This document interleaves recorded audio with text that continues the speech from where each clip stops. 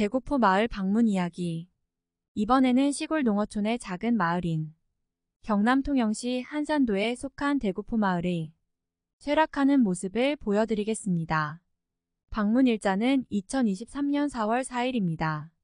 이 집은 예전에 사람이 살았으나 빈집이 된 지 한 10년 정도가 되는 집입니다. 지금은 사람이 살지 않아 마당은 풀로 가득하고 최근에는 무엇인가 하는지 작은 돌담도 있습니다. 노란 꽃도 피어 있습니다만 사람이 일부러 심은 것은 아닌 듯 합니다. 그래도 꽃은 계절을 맞아 자연스럽게 잘 자라고 있습니다. 뒤편에는 살짝 예전에 심은 비파나무가 있고 정면에 보이는 집은 예전에는 초가였으나 새마을운동 영향으로 양철지붕으로 개량하였고 이후에 유리창문과 알미늄 문으로 바꾸어 뒤죽박죽된 건물이 되었습니다. 초가집보다 살기는 좋아졌지만 정체성이 전혀 없는 집입니다.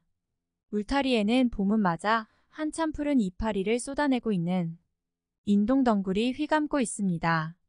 인동덩굴은 이런 시골집에 참 잘 어울리는 풀입니다. 꽃이 피면 한약 냄새가 가는 향기가 일품입니다. 집 반대편을 보면 예전에 마당인 듯한 곳과 최근에 세운 듯한 철로 된 울타리가 있고 작은 동백나무 한 그루, 그리고 남쪽 겨울이 따뜻한 곳에서만 볼 수 있는 사철 푸른 비파나무가 한 그루 있고 예전에 밭인 듯한 곳에 최근에 설치한 듯한 이상한 담과 공사를 하다 만 듯한 블록들, 가마니들, 쓰레기들, 기타 등등이 쌓여 있고 저 한편에는 호수인 듯한 바다가 살짝 보이고 이제 막 잎이 나고 있는 듯한 팽나무가 보입니다. 작은 담 사이에는 최근에 심은 듯한 꽃들이 보이고 물을 주기 위한 배관들이 있습니다. 이런 시골에 웬 꽃들이며 담들이며 꽤 돈이 많이 들었을 법한 공사 현장들입니다. 마을 주민에게 물어보니 최근에 시에서 관광객들을 위한 꽃심기 현장이라고 합니다.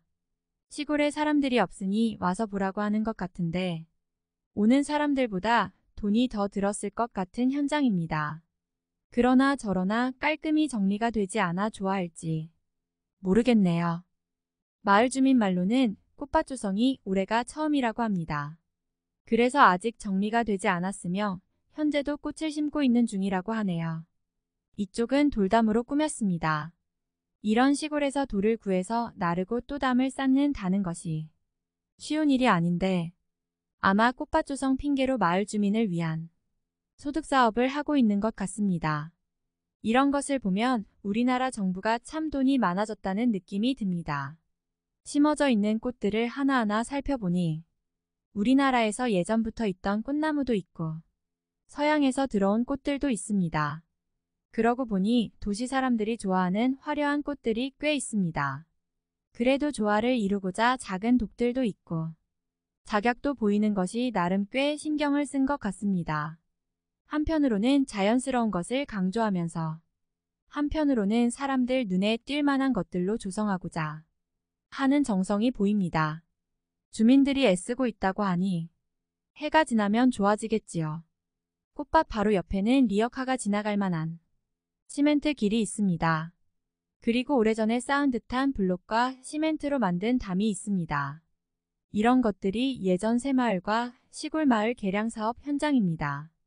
그리고 삭막한 듯한 시멘트 담을 완화시켜주는 사철 나무가 새싹을 쏟아내고 있습니다. 아시는 분은 아시겠지만 동백나무나 차나무 또는 이런 사철 나무 같은 사계절 푸른 나무의 새싹은 정말 아름답습니다. 그리고 밭의 담에는 오래된 마삭덩굴이 담을 휘감고 있습니다.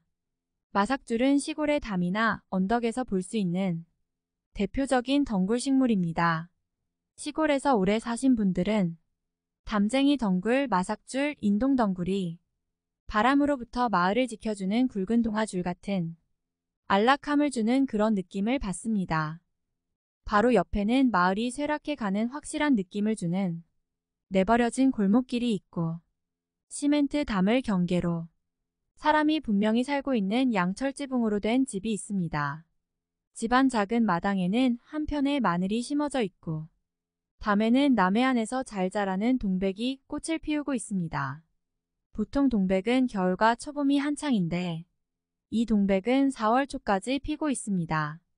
마을 한가운데쯤 되어 보이는 곳 담벼락에 커다란 나무가 버티고 있고 이제 막 검은 듯 갈색인 듯 새싹이 나고 있습니다.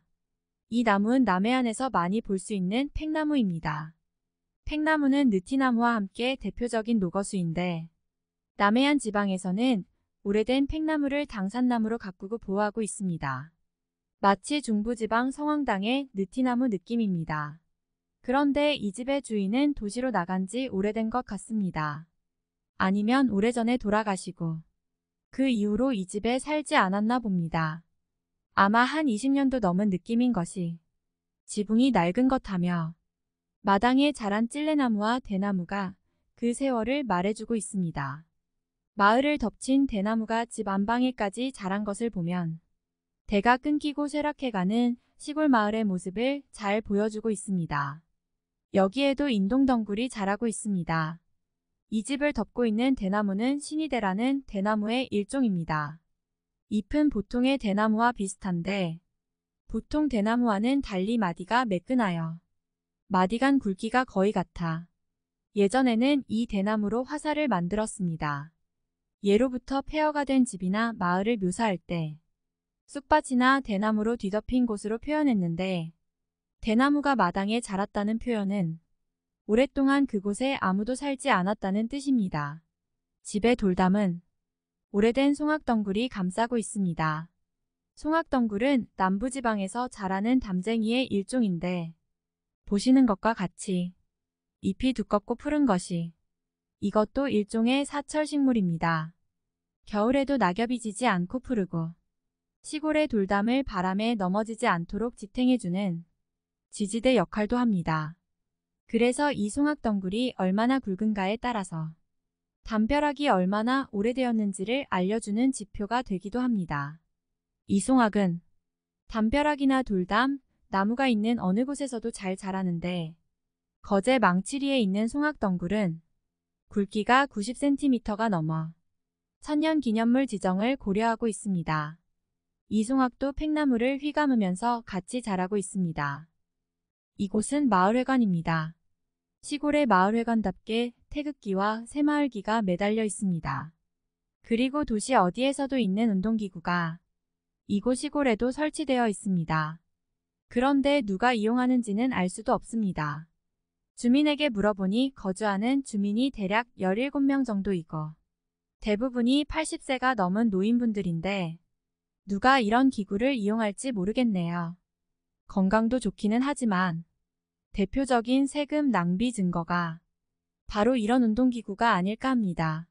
무조건 설치하지 말고 이용 가능한 사람들이 있는 곳에 설치해주면 좋을 텐데 참 안타깝습니다.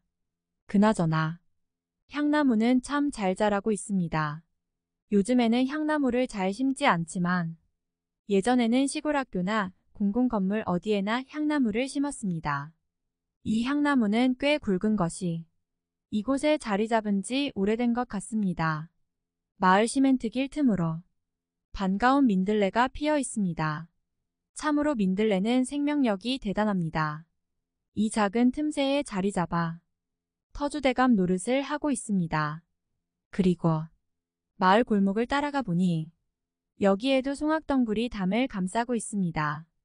그런데 시멘트길이 참으로 묘한 느낌을 줍니다. 예전에는 분명 잘 살게 된 의미로 흙길이 아닌 시멘트 길을 만들고 지게 대신 리어카로 농산물을 운반하면서 잘 살게 되었다는 느낌을 주었던 길인데 이제는 퇴락하고 삭막한 느낌만을 줍니다.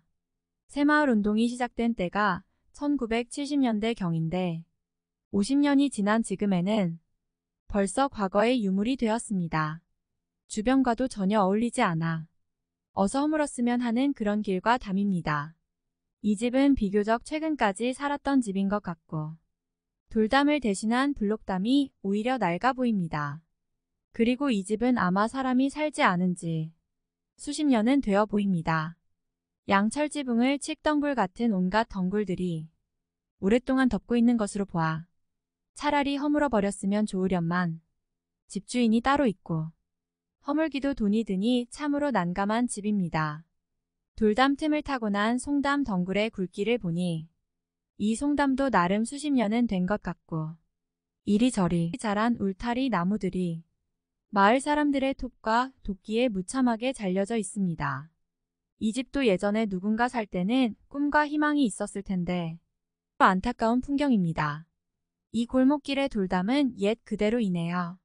시멘트가 발라져 있지도 않고 송담 덩굴, 담쟁이 덩굴, 작은 대나무, 마삭줄 등이 서로 엉켜 돌담이 무너지지 않도록 꽉 감싸고 있습니다. 그런데 돌담 틈에 대나무가 자라는 것도 참 특이합니다. 보통 대나무는 키가 큰데 이 대나무들은 마치 작은 풀처럼 보이네요. 여기 사는 사람들도 동백을 사랑하나 봅니다. 이렇게 가득이 피었는데 보는 사람은 있었을까요? 사실 동백은 참 까다로운 꽃입니다. 인터넷에 올라온 사진 같은 새빨갛고 예쁜 꽃은 참 보기 어렵습니다. 겨울바람이 핥혀서 조금이라도 흠이 없는 꽃은 거의 없습니다. 여기 동백도 이리저리 비틀어지고 잎도 일부는 말라 비틀어져서 상처를 입은 것이 대부분이네요.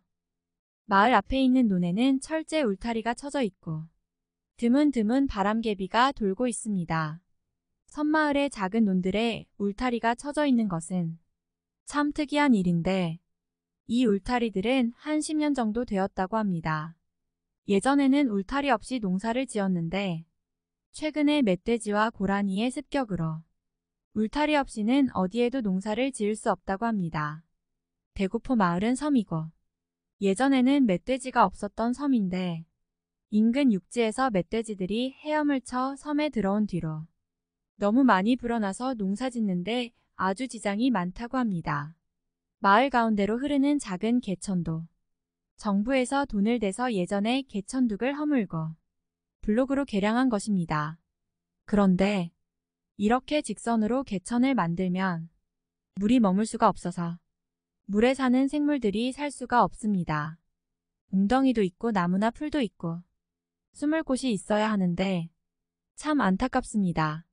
마을을 개량하면서 길에는 시멘트를 바르고 담은 돌을 걷어내고 블록으로 쌓고 논은 반듯하게 규격화하고 개천은 직선화하여 이전에 좋던 풍경들이 사라졌습니다. 마을의 집에서 조금 떨어져서 보면 동네는 참 평화로워 보입니다. 빨갛고 푸른 지붕은 제법 서로 간의 조화를 이루고 있고 가장 최근에 지은 마을회관이 마을 중심에 우뚝 서 있고 저 멀리 위에서는 오래된 교회의 종탑도 보입니다. 그러나 섬에 있는 작은 마을이라서 그런지 살고 있는 사람들이 없습니다. 예전에 집수는 한 50호 정도 되는 마을이었는데 실제 사는 사람은 한 17명 정도이고 대부분이 농사일을 하기도 어려운 고령의 노인들이라고 합니다.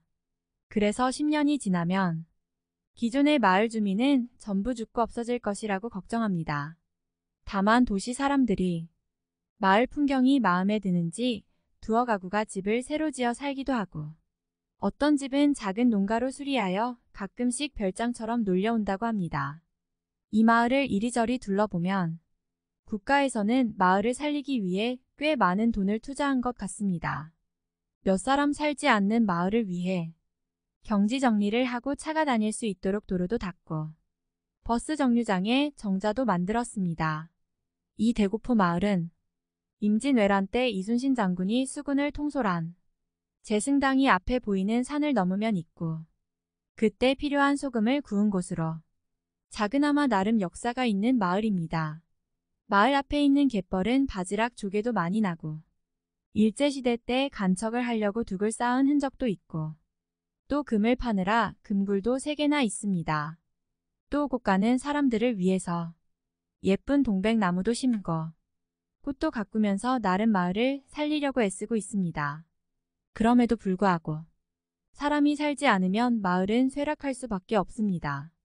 도시에 있는 집도 사람이 살지 않으면 1년도 안 되어 흉가로 변합니다. 시골 마을은 더하지요. 거미도 있고 풀들도 자라면 아까 보신 것처럼 금방 사람이 살 수 없는 장소로 변해버립니다. 이 세월이 50년입니다. 아마 우리나라 시골의 대부분 마을이 이 대구포마을과 같은 형태로 변하고 있지 않을까 합니다. 여러분들도 시골에 연고가 있으면 어떻게 변하고 있는지 한번 살펴보세요. 마을 소식에 추가하여 마을 여기에 지금 전성기가 막 지난 동백 꽃나무가 있어 소개합니다. 이렇게 아름다운 동백꽃을 보는 것은 남쪽 해안가에 사는 사람들의 특권입니다. 섬에는 벚나무가 거의 없는 대신에 이런 동백나무가 많이 심어져 있습니다. 정말 달려있는 동백꽃도 아름답고 떨어져 있는 동백꽃도 아름답습니다. 그래서 통영이나 여수나 부산이나 제주도나 남쪽 지역은 서로 동백꽃을 자기 지역의 상징으로 삼으려고 하는 것입니다.